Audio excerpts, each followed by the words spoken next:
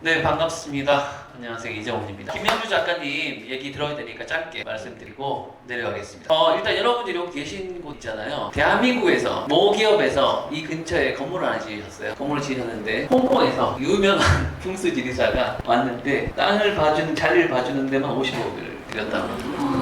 50억을 드렸는데 대한민국에서 가장 좋은 땅, 가장 터가 좋은 땅이 바로 이 근처입니다. 바로 이 근처고요. 이 회사가 있는 자리가 이 안에서도, 좋다는 땅 안에서도 가장 좋은 땅이랍니다.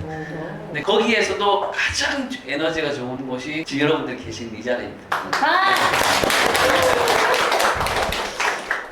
그리고 이제 김명주 작가님이 제가 이제 오늘 올라가서 무슨 얘기를 할까 이렇게 생각을 했는데, 조금 전에 스레드를 제가 하고 있는데, 스레드 하고 있는데 누가 너무 오고 싶어요, 근데 저는 평범해서요, 이렇게 한 줄을 적어 두셨더라고요. 근데 여러분, 저는 평범한 의사원입니다 라고 하는데 어떻게 생각하세요? 평범함이라는 게 한자가요, 평평할 평자에다가 우리가 일반 범인할 때 그 범자를 쓰는데 균일하게 고르다라는 얘기가, 그죠? 그런데 내가 어떤 일을 하는데 여러분, 균일하게 지금까지 고른 삶을 살아왔다는 것을 달리 얘기하자면요, 그런 분들을 우리는 프로페셔널이라고. 사실은 평범하게 내가 10년, 20년을 잘 살아왔어요 라고 하는 것은 대단한 능력입니다. 그리고 그 대단한 것으로 알아볼 수 있는, 어떻게 보면 시각을 가지고 있는 것이 책과 강의들이라고 보시면 되고, 저는 얘기를 나눠보고 여러분들이 가지고 계신 어떻게 보면 평범하다고 묻어놨던 그 소재들 가운데,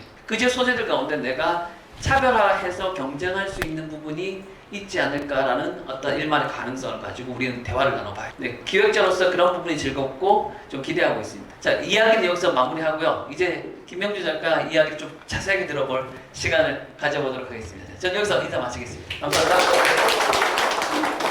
네, 안녕하세요. 저는 블로그에서 즐거운 호호씨로 불리고 있고요. 그리고 전 국민 산책 프로젝트 심플워크 리더를 맡고 있는 이름은 김인희라고 합니다. 반갑습니다. 제가 이제 우리 작가님을 소개시켜 드리기 전에 한 구절을 읽어드리도록 하겠습니다. 수도권 본사에 소속되어 6년간 서울과 지방을 오가며 일했고, 퇴사를 계기로 진정한 삶의 중심이 어디인지 스스로에게 물었다. 서울에 있어야 성공할 수 있다는 믿음을 내려놓고 자신만의 리듬으로 살아가며 삶의 방향을 다시 설계하고 있다. 첫 책 서울 해방일지는 서울이 아니면 안 된다라는 환상에서 스스로를 해방시키며 지방에서 살아가는 삶의 밀도와 가능성을 닮아낸 기록이다. 그럼 우리 서울 해방일지를 쓰신 김명주 작가님을 모셔볼까요? 박수로 환영해주세요. 안녕하세요. 저는 서울 해방일지를 집필한 김명주 작가라고 합니다. 반갑습니다.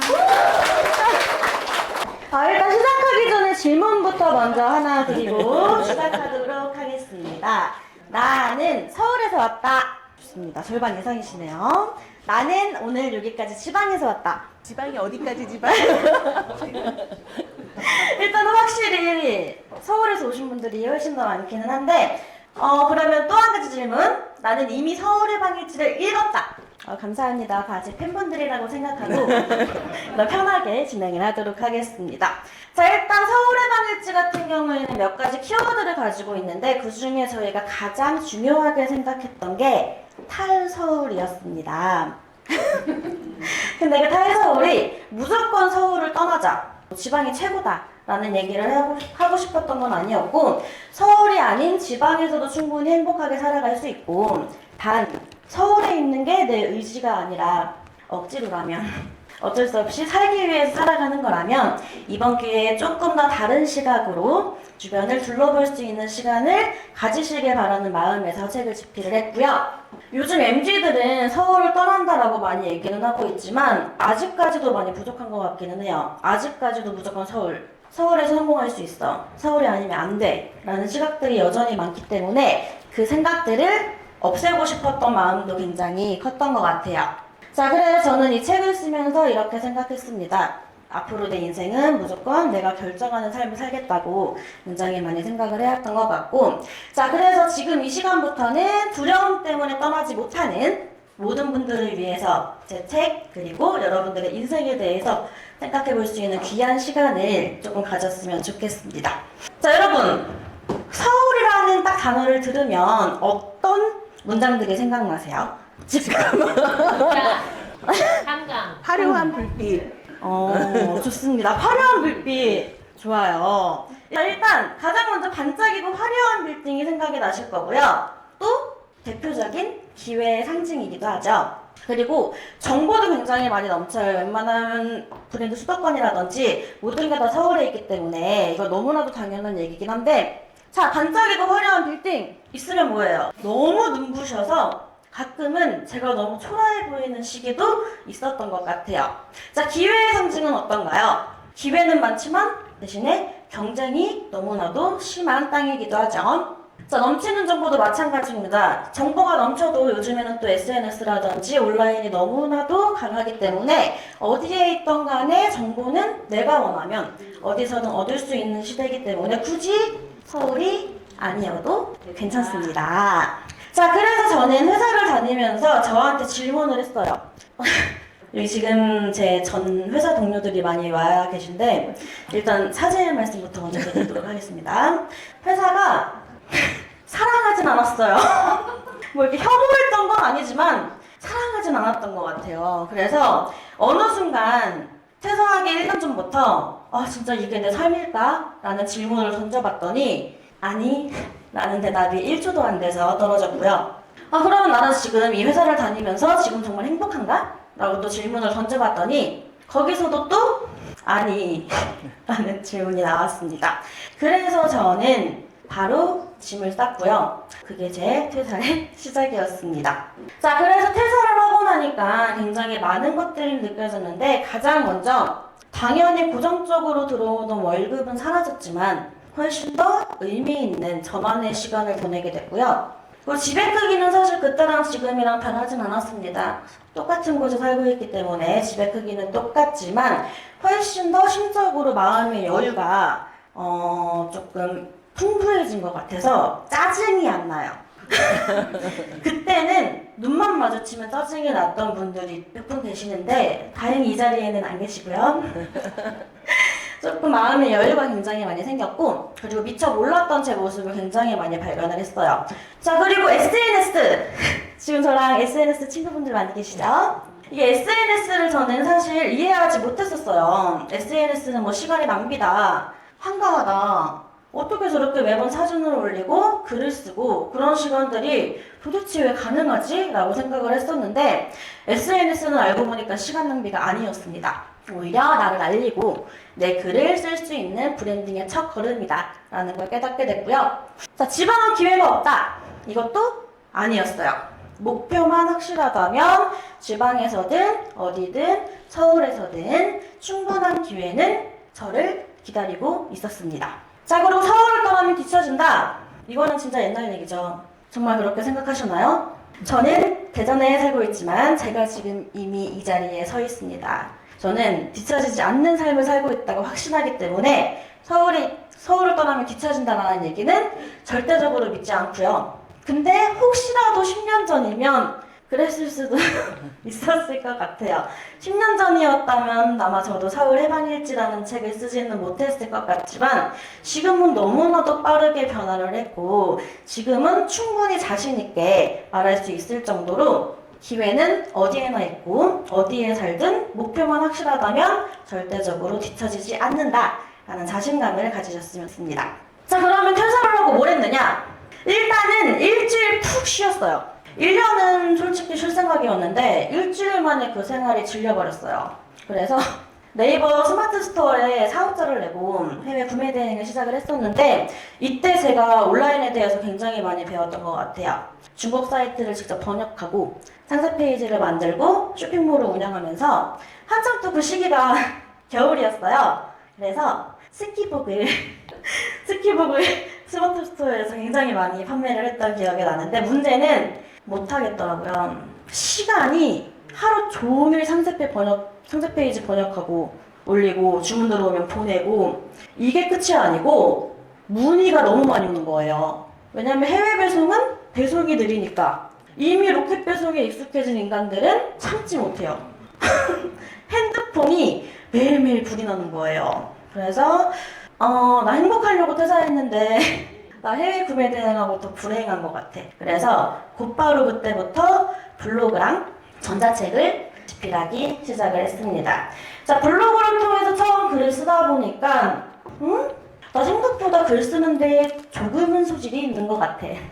잘 쓴다라는 생각보다는 글 쓰는 시간이 생각보다 나쁘지 않고 시간도 빨리 가고 블로그라는 SNS 되게 괜찮은 것 같아 라는 느낌이 들기 시작을 했고, 그래서 블로그 관련된 전자책이나 혹은 그동안 제가 살아왔던 약간의 에세이를 전자책 형태로 집필을 해서 판매를 시작했습니다. 자, 그러다 보니까 그게 또 계기가 돼서 지금은 생각지도 못했던 종이책까지 출간을 하게 됐는데, 이 모든 과정들을 지금 와서 생각해보니까 조금씩 다 연결이 되어지더라고요. 자, 그래서 지금은 오프라인 강의 위주로 많이 진행을 하고 있고요. 또 생각지도 못했던 글을 쓰기 시작하니까 글과 관련된 일만 또 하게 되더라고요. 그래서 지금은 웹소설을 굉장히 재미지게 집필을 하고 있습니다. 사람 일은 어떻게든지 모른다는 말이 딱 맞죠? 글이 좋아서 시작한 웹소설이 지금 저는 네이버 웹소설 연재를 하고 있거든요.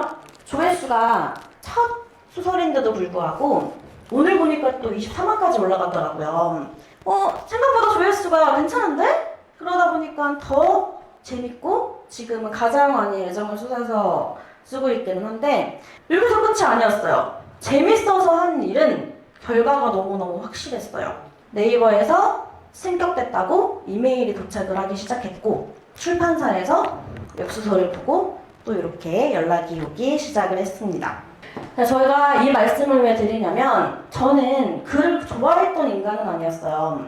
하지만 글을 쓰기 시작하면서 그 쓰는 시간이 너무너무 행복했고, 그러다 보니까 결과적으로는 나한테 알지 못했던, 내가 몰랐던 재능들을 또 다르게 발견할 수 있는 굉장히 소중한 기회가 됐고, 그로 인해서 얻는 성취감은 회사 다닐 때보다 훨씬 더 크고 훨씬 더 귀중하다라는 거를 이번 기회에 굉장히 많이 깨달았어요. 여기에 디지털 노마드에 대해서 굉장히 많이 궁금해 하시잖아요. 그래서 제가 어떤 활동을 어떻게 해왔는지, 그리고 이 생활이 결코 쉽지 않다라는 내용도 꼭 넣었습니다. 자, 그러기 위해서는 일단 아무래도 지방소멸이나 지자체를 다뤄야 되다 보니까 통계가 굉장히 중요했어요. 그래서 통계청 사이트를 들어갔는데 페이지가 기본이 1000페이지더라고요. 그래서 거기서 제가 원하는 자료들을 뽑아내는데 너무너무 힘들었고, 제가 원래도 시력이 굉장히 나쁜데 아무래도 이 책을 쓰면서 더 많은 시력을 잃지 않았나 싶을 정도로 통계나 수치 부분에서 굉장히 많은 신경을 썼던 것 같아요. 자, 그리고 대한민국의 문제점, 이것도 굉장히 많이 눈치를 보면서 썼는데, 무조건 서울이 답이다라고 생각한 청년들, 그 사회를 만든 어른들, 그걸 아무렇지 않게 바라보는 우리들을 조금 많이 꼬집고 끈육을 살짝 먹는 선 안에서 최대한 할 말은 뻔뻔하게 다 책에 적었습니다. 자, 그래서 결과적으로 집필을 하면서 저는 글은 정말 누구나 쓸 수 있다라고 생각을 했고요. 이런 얘기를 되게 많이 하세요. 한 작가가 종이책 한 권을 내려면 출산의 고통이다 라는 얘기를 되게 많이 하시는데, 저는 사실 그 정도는 아니었어요. 왜냐면 출산을 안 해봤기 때문에 비교를 할 수가 없어. 출산의 고통은 전혀 모르고 있고, 아프고 힘들고 눈물이 나긴 했는데 인생 살면서 눈물 흘리는 정도야 뭐 당연한 거니까. 근데 완벽한 글은 없다라고 생각하고 쓰니까 조금 마음이 가벼워졌던 것 같아요. 뭐 나는 첫 번째 책이고 이 세상에 완벽한 글이 어딨어. 쓰고 욕먹으면 겸허하게 받아들이자. 그때는 또 그때만의 이유가 있겠지라고 생각을 했던 것 같고, 글도 쓸수록 확실히 늘더라고요. 작년에 썼던 블로그 글은 못 읽을 정도로 처참하다는 느낌이 들었고, 불과 몇 개월 전에 썼던 첫 번째 원고도 보고 깜짝 놀랐어요. 이런 원고로 종이책을 낼 생각을 했던 거니? 명주야? 라고 스스로에게 물을 정도로 글은 확실히 쓸수록 는다라는 걸 깨달았고, 생각보다 쓰는 사람은 많지 않다라는 것도 깨달았습니다. 그리고 그 모든 시간들이 생각보다 굉장히 귀한 시간이었고, 책을 쓰면서 굉장히 많이 변화했다라는 사실은 매일매일 매 시간 느끼고 있는 것 같습니다. 자, 그러면 이제 제가 Q&A를 진행을 하도록 할 텐데, Q&A는 어떻게 뽑았냐면 설문지에 적어주신 거 위주로 먼저 뽑아봤어요. Q&A 진행하도록 할게요. 솔직히 말씀드리면 목차부터 힘들었습니다. 목차부터 힘들었는데 다행히 목차를 쓰고 나니까 목차에 맞춰서 내용 쓰는 건 그렇게까지 힘들진 않았던 것 같아요. 근데 가장 힘들었던 시간을 꼽아보라면 투고를 하고 기다렸던 그 2달의 시간이 저는 되게 많이 힘들었던 것 같고 자괴감이 굉장히 많이 들었어요. 내 원고는 진짜 별로인가 봐. 내 원고는 아무도 찾지 않는 것 같아 라는 자괴감이 굉장히 많이 들었었는데 그래서 그 시간 동안 그 무료함이나 우울함을 없애기 위해서 웹소설을 썼던 거거든요.